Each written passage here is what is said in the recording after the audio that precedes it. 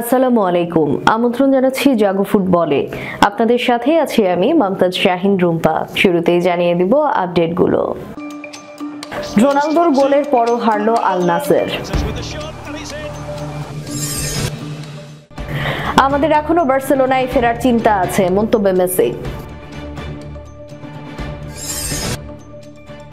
Brazil ফুটবলের সভাপতি হতে যাচ্ছেন রোনালদো নাজারিও। ফিফা ছিল খুবই দুর্বল, আমি একে বিশাল প্রতিষ্ঠানে রূপান্তর করেছি, ব্ল্যাটার বললেন।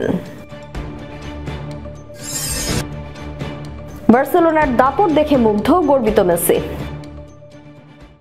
দর্শক শুনছিলেন শিরোনাম, এবারে থাকছে বিস্তারিত সংবাদ। সৌদি প্রো লিগে দারুণ ফর্মে আছেন ক্রিস্টিয়ানো রোনালদো। একের পর এক ম্যাচে গোল করে যাচ্ছেন পর্তুগিজ তারকা। গোল করলেন আল কাদসিয়ার বিপক্ষেও, তবে জিততে পারল না তার দল আল নাসের। প্রো লিগের ম্যাচটিতে কাদসিয়ার বিপক্ষে 2-1 গোলে হেরেছে রোনালদোর দল। শুক্রবার ঘরের মাঠ কিং সৌদ ইউনিভার্সিটির আল আওয়াল পার্কে শুরুতে আল নাসেরকে এগিয়ে দিয়েছিলেন রোনালদোই। এরপর তারা আর জাল খুঁজে পায়নি। বিপরীতে জুলিয়ান কুইনোনেজ এবং এমেরিক ওয়াবিয়াং গোল করে পরাজয়ের তিক্ত স্বাদ দেন আল নাসেরকে। ম্যাচের 32তম মিনিটেই এগিয়ে যায় আল নাসের। রোনালদো এগিয়ে নেন দলকে। চলতি মৌসুমে প্রো লিগে এটি পর্তুগিজ ফরওয়ার্ডের 7ম গোল। আল নাসেরের জার্সিতে 57তম। এগিয়ে যাওয়ার আনন্দ বেশিক্ষণ স্থায়ী হয়নি আল নাসেরের। 37তম মিনিটে আল নাসেরের ভক্তদের স্তব্ধ করে দেয় কুইনোনেজ। তাতে 1-1 সমতা নিয়ে বিপরীতে যায় দুই দল। দ্বিতীয়ার্ধে কিছুটা পানসে ফুটবল উপহার দেয় আল নাসের। এই সুযোগেই এগিয়ে যায় সফরকারীরা। 51তম মিনিটে আল নাসেরের দর্শকদের স্তব্ধ করে দেন ওবামিয়াং। এই ব্যবধান বজায় থাকে শেষ পর্যন্ত। 11 ম্যাচে 22 পয়েন্ট নিয়ে প্রো লিগের টেবিলের তৃতীয় স্থানে আছে আল নাসের। এক ম্যাচ কম খেলে 28 পয়েন্ট নিয়ে শীর্ষে আছে আল হিলাল। 10 ম্যাচে 27 পয়েন্ট নিয়ে দ্বিতীয় স্থানের দখলে আল ইতিহাদ। জন্ম আর্জেন্টিনার রোজারিওতে হলেও লিওনেল মেসি আপন করে নিয়েছেন কাতালুনিয়ার শহর বার্সেলোনাকে। কারণ এখানকার ক্লাব বার্সেলোনাই তাকে পরিচয় করিয়ে দিয়েছে বিশ্ব ফুটবলের কাছে, যেখান থেকে তিনি হয়ে উঠেছেন ফুটবলের নক্ষত্র। 2021 সালে ইচ্ছার বিরুদ্ধে গিয়ে বার্সেলোনা ছাড়লেও এখনো তার মন পড়ে আছে সেখানে। তাই তো প্যারিস আর মায়ামি ঘুরে ফের বার্সেলোনায় ফেরার চিন্তা করছেন আর্জেন্টাইন বিশ্বজয়ী। সপ্তাহখানেক পরেই 125তম বর্ষপূর্তি উৎসব আর বার্সেলোনার। ক্লাবের বিশেষ সময়ের আগে এক সাক্ষাৎকারে কাতালুনিয়ার প্রতি নিজের ভালোবাসার কথা জানিয়েছেন মেসি। মাত্র 17 বছর বয়সে আর্জেন্টিনার রোজারিও ছেড়ে বার্সেলোনায় পাড়ি দেন মেসি। এরপর সেখানে কাটিয়েছেন 20 বছরের বেশি সময়। কাতালান ক্লাবটির হয়ে 778টির বেশি ম্যাচ খেলে 672টির বেশি গোল করেছেন তিনি। একজন কিশোর থেকে ফুটবল জগতের নক্ষত্র হয়েছেন এই ক্লাবের হাত ধরে। ইচ্ছের বিরুদ্ধে 2021 সালে বার্সেলোনা ছাড়তে হয় মেসিকে। যোগ দেন ফ্রান্সের ক্লাব পিএসজিতে। সেই ক্লাব ছেড়ে বর্তমানে তিনি আছেন ইন্টার মায়ামিতে। তবে এখানে তার মন পড়ে আছে সে বার্সেলোনায়। 37 বছর পেরোনো আর্জেন্টাইন হয়তো আর কখনো খেলোয়াড় হিসেবে বার্সেলোনায় ফিরবেন না, কিন্তু 2 দশক কাটানো শহরের মায়াও যে তিনি এখনো ছাড়তে পারছেন না। মায়ামি অধ্যায় শেষ করে পরিবার নিয়ে দেয় আবার বার্সায় ফেরার চিন্তা করছেন তিনি।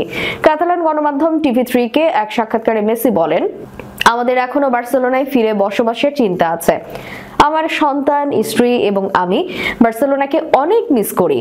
সেখানে আমাদের বন্ধু আছে এবং সেখানে অনেক কিছু ফেলে রেখে এসেছি। ফুটবল ইতিহাসের অন্যতম সফল দল ব্রাজিল।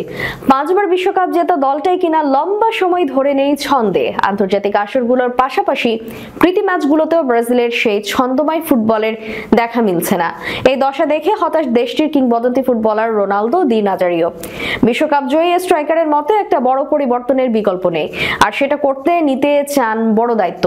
সম্প্রতি নিজের ফেনোমেনাস ফাউন্ডেশন এর এক অনুষ্ঠানে রোনালদো বলেছেন, গত কয়েক বছর ধরেই আমি সিপিএফ সভাপতি হওয়ার ব্যাপারে আমার ইচ্ছের কথা বলে আসছি। এতে পরিবর্তন আসেনি। আমরা সঠিক মুহূর্তের জন্য অপেক্ষা করছি। আমি শতভাগ প্রস্তুত। ব্রাজিলিয়ান ফুটবলে একটা বড় পরিবর্তন দরকার।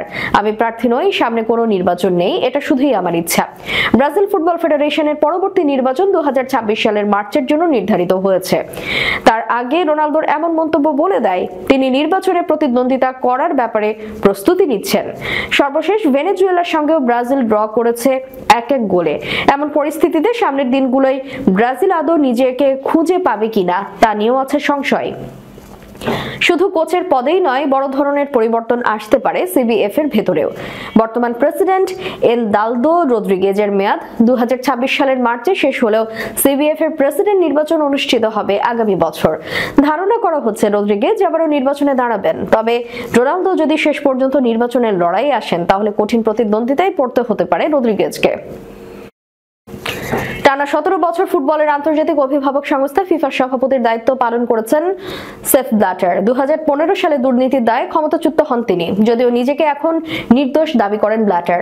দীর্ঘদিন পর এবার তিনি সাক্ষাৎকার দিলেন ফিফার বিভিন্ন বিষয় নিয়ে, জানালেন কিভাবে একেবারে শূন্য থেকে ফিফাকে পৃথিবীর সবচেয়ে প্রভাবশালী অর্থনৈতিক সংগঠন হিসেবে প্রতিষ্ঠা করেছেন। সে সঙ্গে আবার জানিয়ে দিলেন সঠিক দিক নির্দেশনার অভাবে ফিফা এখন বিপথে পরিচালিত হচ্ছে। 1975 সালে সর্বপ্রথম ফিফার সঙ্গে যুক্ত হন সুইস নাগরিক সেপ ব্ল্যাটার।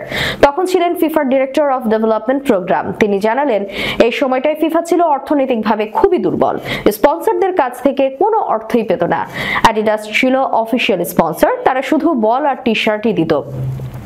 ওয়াটসনের সঙ্গে দেওয়া সাক্ষাৎকারের ভিত্তিতে ব্ল্যাটার এই বিষয়টা তুলে ধরে goal.com। ব্ল্যাটার বলেন, আমি ফিফাকে একটি মনস্টারে পরিণত করেছি। আমি যখন 1975 সালে ফিফায় কাজ শুরু করেছিলাম, তখন এটা ছিল একেবারেই দরিদ্র। অ্যাডিডাস ছিল স্পন্সর, কিন্তু তারা কোনো অর্থই দিত না, তারা শুধু বল আর জার্সি দিত। প্রথম কিভাবে স্পন্সরের কাছ থেকে অর্থ এনেছিলেন সেই অভিজ্ঞতা প্রকাশ করেছেন ব্ল্যাটার। তিনি বলেন, 1976 সালে প্রথম ফিফা কোন স্পন্সরের কাছ থেকে অর্থ আয় করে। প্রতিষ্ঠানটি ছিল কোকা-কোলা। এরপর আসলে পাবলিক টেলিভিশন, যারা হঠাৎ করে টিভিতে বিজ্ঞাপন প্রচারের অনুমতি দিয়ে দিল। আর ফুটবল ছিল টেলিভিশনের জন্য সুপার প্রোডাক্ট এবং একটি সুপার শো, যেটা বিক্রি করে প্রচুর অর্থ আয় করার সম্ভাবনা তৈরি হয়। গত মৌসুমের ব্যর্থতা ঝেড়ে ফেলে নতুন উদ্যমে ছুটছে বার্সেলোনা, যার কারিগর বর্তমান কোচ হ্যান্সি ফ্লিক। গত মৌসুমে বাজে ফুটবল খেলে কোনো ট্রফি জিততে না পারায় তখনকার কোচ জাভি হার্নান্দেজকে ছাঁটাই করা হয়েছিল। এরপর ফ্লিকের ছোঁয়ায় বদলে যায় বার্সেলোনা। সাবেক ক্লাবের এই অগ্রযাত্রায় গর্ববোধ করেছেন লিওনেল মেসি, প্রকাশ করেছেন উচ্ছ্বাস। ফ্লিকের কোচিংয়ে এবারে লা লিগায় 13 ম্যাচ খেলে বার্সেলোনা হেরেছে মাত্র 2টি, বাকি 11টি তারা জিতেছে। চ্যাম্পিয়ন্স লিগে হার দিয়ে শুরু করলেও জিতেছে পরের 3টিতে। 2 টুর্নামেন্টেই এখন পর্যন্ত সবচেয়ে বেশি গোল করেছে বার্সেলোনা। বার্সেলোনার জার্সিতে এমন কোনো শিরোপা নেই যা জেতেননি মেসি। বার্সেলোনা মূল দলের হয়ে রেকর্ড 778 ম্যাচ খেলে রেকর্ড 672টি গোল করেছেন। টিভি3 কে দেওয়া সাক্ষাৎকারে সাবেক ক্লাব নিয়ে আর্জেন্টিনার বিশ্বকাপ জয়ী অধিনায়ক বলেন, বার্সেলোনা একাডেমির খেলোয়াড়েরা যেভাবে ক্লাবের প্রতিনিধিত্ব একাডেমির খেলোয়াড়দের মূল দলে জায়গা করে নেওয়া সেটা করছে, তা দেখে আমি ভীষণ গর্বিত। বার্সেলোনার দলটি দুর্দান্ত। যদিও আমি একটু অবাক হইনি। এটা নতুন কিছু নয়, সবসময় এমনটাই দেখা যায়, কিংবা বলা যায় 13 বছর বয়সে আমি সেখানে যাবার পর থেকে। গত মাসের ক্লাসিকোয় রিয়াল মাদ্রিদের মাঠে গিয়ে তাদেরকে 4-0 গোলে বিধ্বস্ত করে বার্সেলোনা, এবং ওই ম্যাচে লামিনে ইয়ামাল, গাভি সহ দলটিতে ছিলেন তাদের একাডেমির 8 খেলোয়াড়।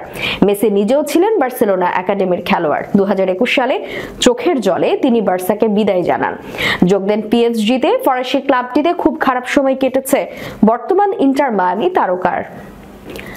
দর্শক, শেষ করার পূর্বে সংবাদ শিরোনামগুলো জানিয়ে দিব আরো একবার। রোনালদোর গোলের পরও হারলো আল নাসের। আমাদের এখনো বার্সেলোনায় ফেরার চিন্তা আছে, মন্তব্য মেসি। ব্রাজিল ফুটবলের সভাপতি হতে যাচ্ছেন রোনালদো নাজারিও। ফিফা ছিল খুবই দুর্বল, আমি একে বিশাল প্রতিষ্ঠানে রূপান্তর করেছি, ব্ল্যাটার বললেন। বার্সেলোনার দাপট দেখে মুগ্ধ, গর্বিত মেসি। এতক্ষণ আমাদের সাথে থাকার জন্য ধন্যবাদ। আল্লাহ হাফেজ।